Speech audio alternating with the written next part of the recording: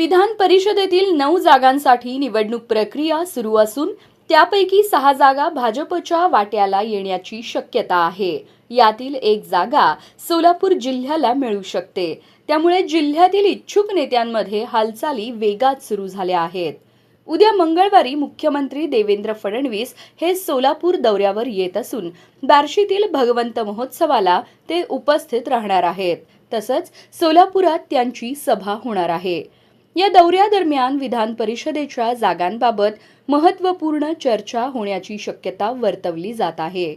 स्थानिक स्वराज्य संस्थांच्या निवडणुकात राजेंद्र राऊत आणि राजन पाटील यांनी चांगली कामगिरी केल्याने त्यांची दावेदारी मजबूत मानली जात आहे।